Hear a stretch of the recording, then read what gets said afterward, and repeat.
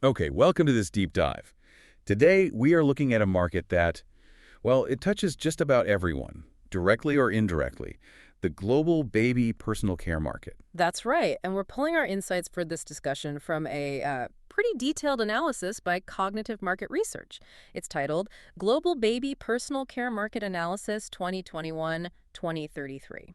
Gives us a really good look at the numbers, doesn't it? Behind everything from baby shampoo to lotions, all those products for the littlest ones. Exactly. It's quite comprehensive. So our mission here is to basically cut through all that data and pull out the most important bits, the market size, how fast it's growing, and where that growth is really happening. Think of it as your shortcut to understanding the global landscape for these products. Right. Let's jump in then. So what's the big picture this analysis paints? Well, the overall picture is definitely one of a robust market and an expanding one, globally speaking. It's, okay, robust and growing. And the analysis points to why, right? There's a clear driver mentioned. Yes, it highlights evolving parental preferences.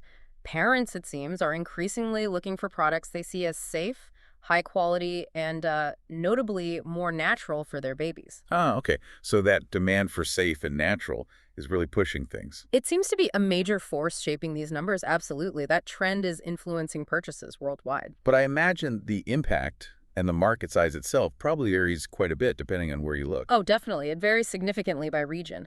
Why don't we start with North America? The analysis breaks it down nicely. North America, okay. What are the numbers looking like there? So the analysis pegs it as a significant market valued at 17,537.7 million back in 2021. 17.5 billion. Okay. And growing. Growing steadily, yes. It's projected to hit 20,850.2 million by 2025. 20.8 billion. And then up to 30,592.9 million by 2033. Wow, okay. The report gives the compound annual growth rate, the CAGR for the region, as 4.909%. That's the average annual growth predicted. So almost 5% growth year on year. Pretty solid, consistent growth then. Exactly. Now, within North America, I assume the U.S. is the big one. Oh, massively so. Yeah, the U.S. market alone was $13,518.1 million in 2021. 13.5 billion just for the U.S. Right, and it's forecast to grow to 15,987.9 million by 2025, and then hit 23,305.7 million by 2033. Okay, and its growth rate. Its CAGR is listed as 4.8 to 23%, so just a touch below the overall regional average, interestingly. Huh. And what about Canada and Mexico? The analysis mentions them having slightly higher growth rates. That's right, they do. Canada's CAGR is put at 5.328%. It started at $2,129.1 million in 2021, predicted to reach $3,897.5 million by 2033. Okay, over 5%. And Mexico isn't far behind. Its CAGR is 5.028%. Projected to climb from $1,890.6 million to $3,389.7 million over that same time frame. So it sounds like while the U.S. is, the giant by sheer size, Canada and Mexico are actually showing a little more momentum in terms of percentage growth, according to this data. That's a good way to put it, yeah. All right, let's cross the Atlantic. What about Europe? Europe, another really substantial market. The analysis shows it at $14,102.5 million in 2021. 14 billion. Growing to $16,917.6 million by 2025, and projected to hit $25,306.6 million by 2033. 25 billion. And the growth rate? The regional CGR for Europe is 5.163%. So actually slightly ahead of North America's rate. Interesting. Okay. And the analysis breaks down specific European countries too, right? Any standouts there in terms of size or maybe growth speed? Yeah, it does. Well, Germany is the largest market listed individually within Europe. It started at $2,439.7 million in 2021. Just under 2.5 billion. Right. And it shows a pretty robust CGR of 5.599%. Ah. Expected to reach 4,656.4 million by 2033. So strong growth there. Okay, Germany's moving fast. What about the UK? The UK is also significant. It was over $1 billion in 2021 and has a strong CGR too, 5.473%. Right. But the analysis also pointed out a contrast with, say, France and Italy. Exactly. That's where it gets interesting. Their growth rates are notably lower according to this data. France has a CGR of 4.139%, and Italy's is even lower, just 3.669%. So maybe different market dynamics there. Or perhaps that parental preference trend we talked about isn't quite as intense in those countries compared to Germany. Could be. It certainly suggests some variation across the continent. Are there other European markets mentioned with stronger growth? Well, Spain shows solid growth, 5.349% CAGR. The analysis also gives numbers for Russia, Sweden, Denmark, Switzerland, Luxembourg. They generally show growth rates, in the 4% to maybe high 4% range. Okay. But the most surprising growth rate in Europe, perhaps, is actually in the rest of Europe category. Ah, right, the catch-all for the other countries not listed individually. Yeah. That segment has a 5.813% CAGR. That's the highest listed for any segment within Europe in this analysis. Higher than Germany or the UK even. Yep. It suggests there are probably some smaller but rapidly developing baby personal care markets grouped together in that category. They seem to be contributing quite a bit to Europe's overall growth picture. That rest of Europe number is definitely interesting. Okay, let's move on. Asia Pacific.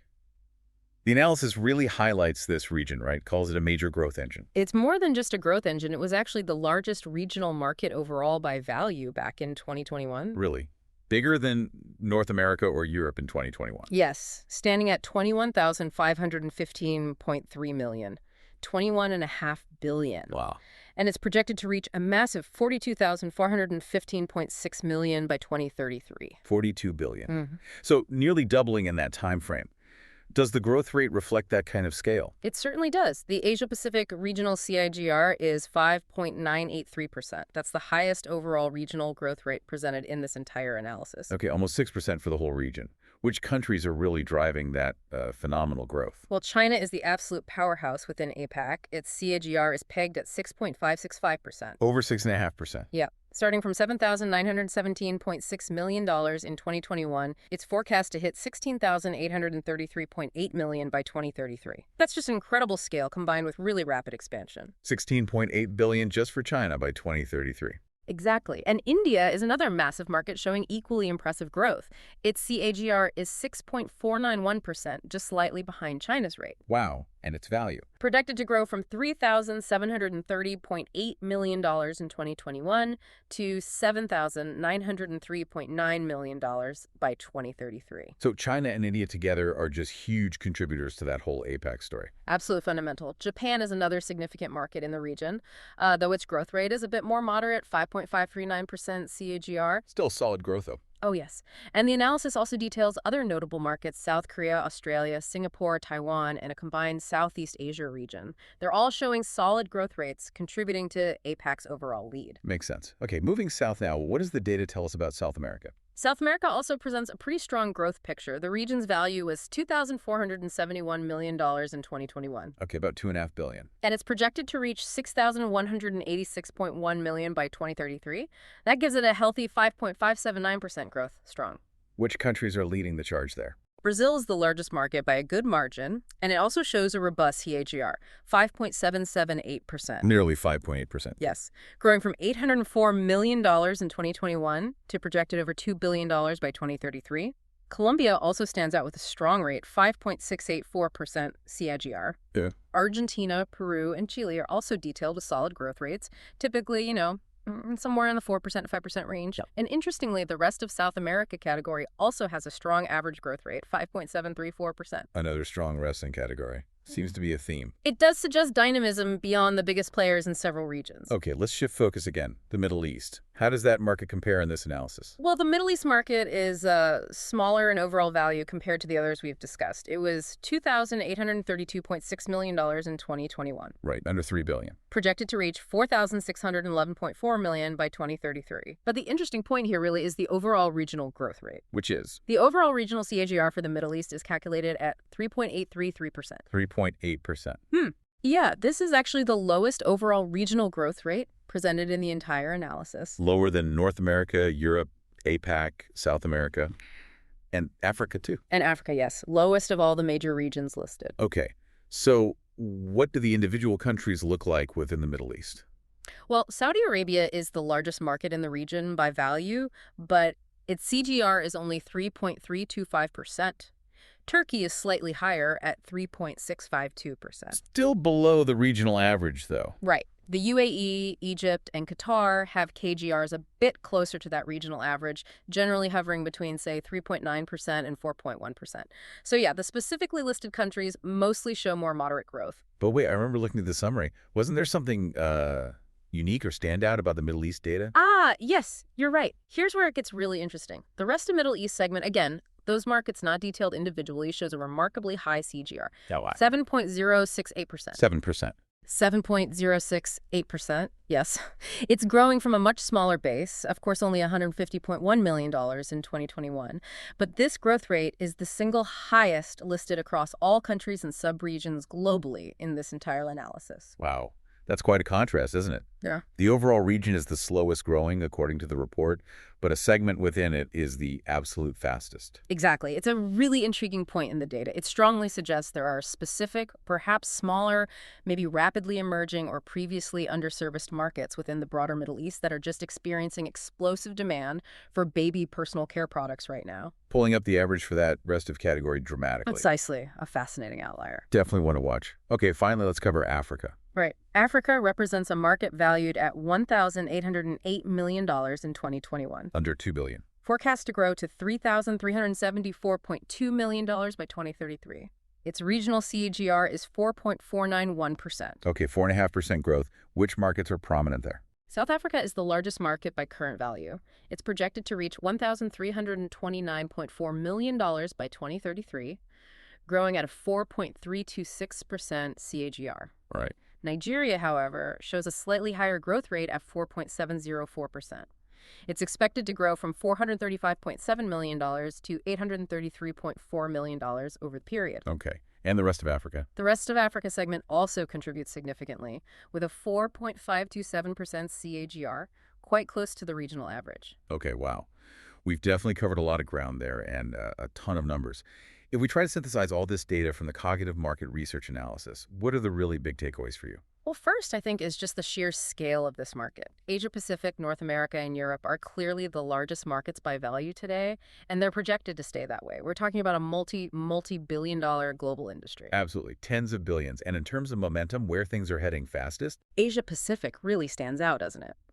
The highest overall regional KGR. Then you've got South America and Europe showing strong growth too. North America and Africa are solid, sort of mid-range growth. And then the Middle East has the lowest overall regional growth rate. Despite having that one super high growth outlier segment within it. Exactly, that counterintuitive point, yes.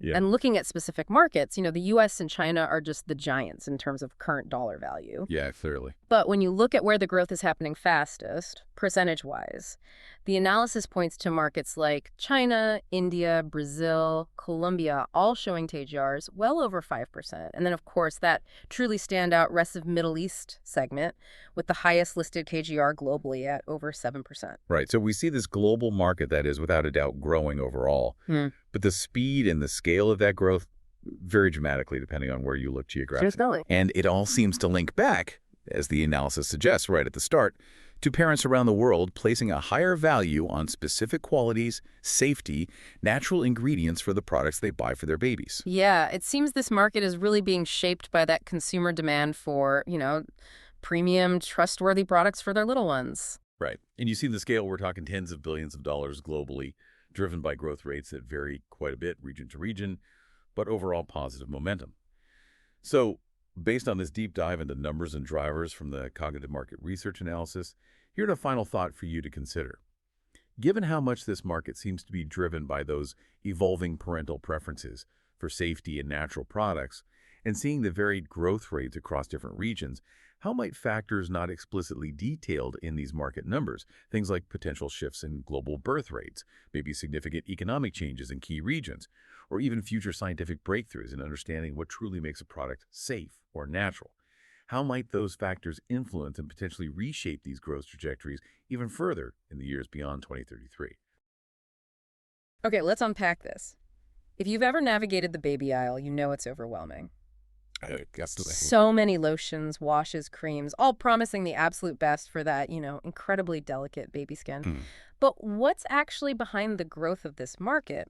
What are the biggest worries keeping parents and manufacturers up at night? And how does something huge like global trade policy certainly connect to, say, a baby shampoo bottle? Exactly. That's what we're diving into today. We've got a fascinating report from Cognitive Market Research looking specifically at the baby personal care products market. Right. But we're also layering in information about a major external force that's really shaking up global trade right now, a specific set of tariffs. So our mission in this deep dive is to really understand the forces driving this market forward, these significant hurdles it faces, and then how this major external economic shockwave is landing right in the middle of it all. It's a surprisingly intricate story, isn't it? It blends consumer demand for safety and natural products with the nuts and bolts, or maybe the tariffs and supply chains of international economics. All right, let's jump right in then. Let's start with what's giving this market its momentum. The Cognitive Market Research Report points to a couple of big drivers. Yeah, one of the most significant is pretty straightforward. Parents globally just have increasing amounts of disposable income. Okay. As living standards improve, particularly outside traditional Western markets, families have more capacity, and importantly, the willingness to spend on premium, high-quality products for their babies. And we saw a really specific example of this trend in the sources, didn't we? Recent data showing private sector wage increases in the UK actually outpacing inflation. Exactly. That's a tangible sign of growing disposable income. It translates directly into consumer spending power, including for, specialized baby products. It makes sense. It's a global thing. Parents aren't just covering basic needs anymore. They're actively seeking out and willing to pay more for products they perceive as being better or safer or just more convenient for their child. And speaking of safety, the other massive driver is this huge demand for natural and organic products. It feels like this has gone from being kind of niche to a mainstream expectation. It absolutely has. Parents are just so much more informed and, frankly, more concerned than ever about what goes into the products they use on their babies. Right. There's a real wariness now about harsh chemicals and artificial ingredients you might find in more conventional stuff. Compared to, say, a growing belief that natural alternatives might offer genuinely beneficial, soothing properties for that super sensitive skin. Precisely. That heightened ingredient awareness, the push towards what people see as purity, that's a huge engine for growth in the natural and organic parts of the market. Okay, so you've got parents with a bit more money wanting natural premium products. That sounds like a pretty clear path to growth. It does. But the report also highlights some serious restraints holding this market back. What are those? Well, the most significant restraint, and it's a major one, revolves around the issue of chemical side effects. This isn't just a vague worry. It's driven by real health concerns. And the source material specifically calls out certain chemicals that are, well, pretty commonly found, right? Yes, it lists ingredients like parabens, often used as preservatives, phthalates, which can be in plastics and fragrances, and sulfates, those common foaming agents. And these aren't just complex names. Research has linked them to some pretty serious health outcomes. Beyond just simple irritation or maybe an allergic reaction on delicate skin. Oh, much beyond that. The sources cite studies linking phthalates to concerns about infertility and parabens to potential links with breast cancer. Wow. So it's not just about immediate skin comfort. It's about potentially significant long-term health risks. Okay, here's where it gets really interesting and maybe most concerning for this specific market. Why are babies so vulnerable to these chemicals compared to adults? It really boils down to their physiology. A baby's skin is just much thinner and far more permeable than an adult. More permeable. Yeah, meaning whatever you apply topically gets absorbed much more readily and deeply into their system. They're just inherently more susceptible to the effects of chemical exposure. So this puts immense pressure on manufacturers, doesn't it? They can't just formulate the way they used to if they want to meet that consumer demand for safety and avoid potential liabilities. Exactly right. There is massive pressure to invest heavily in R&D, that's research and development. They have to create products that are genuinely safe, proven gentle, and rely on natural or organic ingredients that are both effective and mild. And that need for substantial R&D, this commitment to genuinely chemical-free formulations, that's the restraint, because it's difficult and expensive. That's right. Developing these advanced natural formulations is incredibly complex. It often requires entirely new manufacturing processes, different ingredients, which significantly increases production costs and adds layers of complexity compared to just using established, cheaper chemical compounds. It's a huge financial and technical hurdle. Okay, so that's the kind of internal tug-of-war in the market. Strong demand for natural and premium clashing with the difficulty and cost of actually making genuinely safe products. But let's zoom out now. There's this major external force hitting. This feels like a sudden disruptive event. It absolutely is. The sources highlight what they call the 2025 tariffs, specifically the Liberation Day tariffs that were enacted by the U.S. administration in April of 2025. Okay. And the stated goal behind these was Oh, what? to reduce trade deficits and boost domestic manufacturing. That's the stated aim, yes. Yeah. But their structure has really widespread implications. The report details the rates. 10% on imports from places like the UK and Australia, a hefty 46% on Vietnamese goods, and a broad 34% on many imports from China. Wow, 46% on Vietnamese goods. Yeah. Plus, there's a significant 25% tariff on all steel, aluminum, and auto parts, which has its own knock-on effects. So how does a tariff on something like steel or a higher tax on goods from Vietnam or China specifically impact the shelves in the baby personal care aisle? Where's the connection the source draws? It connects because the consumer goods industry, everything from clothes to appliances, and yes, personal care relies incredibly heavily on global supply chains. Right. A huge portion of the ingredients, the packaging, even the manufacturing of baby personal care products and their components happens in Asia, especially China. Which has only intensified the trade tensions that were already brewing between the U.S. and China. Without a doubt. The source points to reciprocal tariffs, with rates going as high as 145% on certain U.S. goods going into China and 125% on some Chinese exports coming into the U.S. That's huge. And despite all this, China's trade surplus with the U.S. remained massive, hitting over $102 billion in March 2025 alone. And this isn't just limited to the U.S. and China, right? The sources mention broader effects, too. That's right. We're seeing retaliatory measures from partners like the EU and Canada as well. It signals a kind of wider global trend towards protectionism and more trade barriers. So what are the immediate sort of tangible consequences for a company making baby lotion or diapers when these tariffs suddenly hit? The effects are stark and pretty universal across consumer goods right now.